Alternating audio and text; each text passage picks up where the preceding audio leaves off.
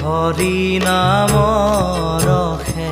বৈকুণ্ঠ প্ৰকাশে প্ৰেম অমৃতৰ নদী শ্ৰীমন্ত শংকৰে পাৰ ভাঙি দিলে শ্ৰীমন্ত শংকৰে পাৰ ভাঙি দিলে বহে ব্ৰহ্মাণ্ড কভেদি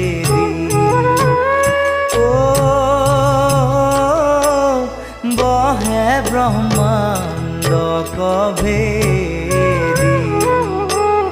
গোবিন্দৰ প্ৰেম অমৃতৰ